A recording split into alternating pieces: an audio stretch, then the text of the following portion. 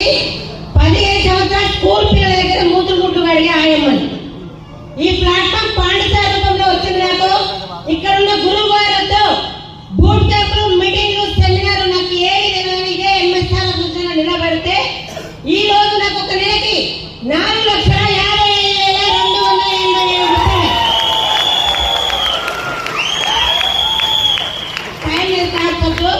ఒక్కటి గమనించండి, గురువు గారు అందరికి స్టడీ అంతా ఉంది.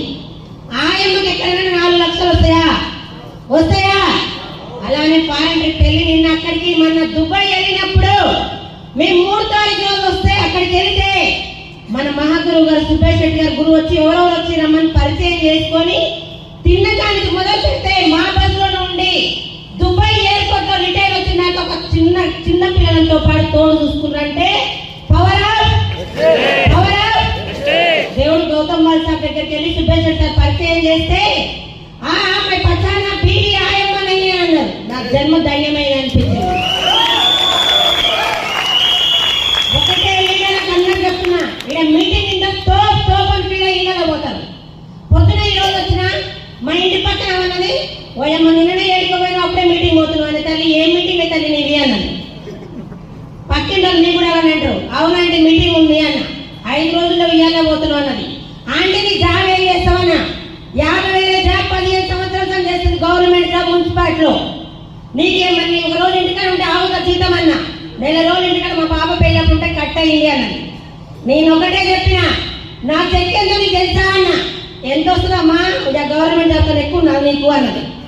నా చెక్ ఎక్కడ నేను ఎవరు చెప్పను, ఏ రోజు స్టేటస్ పెట్టా నెలకి 4 లక్షలు చిల్లర తీసుకుంటున్నా. ఈరోజు చనిపోయినా కూడా నా చెక్ ఆగదు అని చెప్పిన.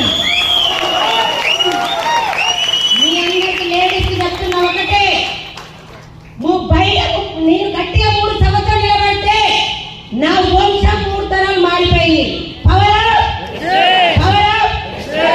ఈ రోజు పోయిన boot camp, Yadagirigutta boot camp లో టోటల్ ఎంత తీసుకున్నా మేడం అన్నారు? 75 లక్షలు తీసుకున్నా. ఈ రోజు వచ్చిన చెక్ 4,23,860 రూపాయలు. 80 లక్షలు అయినా కాదా? వెస్టేజ్ ద్వారా 80 లక్షలు సంపాదించిన, 3 ప్లాట్లు సంపాదించిన. మా పిల్లలకు నాతో పాటు మంచి ప్లాట్లు కొన్నా. నాకు ఒకటి ఈ సంవత్సరం డ్రీమ్ గోల్. ఈ సంవత్సరంలో ₹1,00,00,000 ప్లాన్ చేస్తున్నాయి. ఇక్కడ నిలబడ్డ లీడర్స్ అందరూ మన మహాగురు గారు ఎంఎస్ఆర్ చేతుల మీదుగా నా గృహ ప్రవేశం జరగాలని నా గోల్.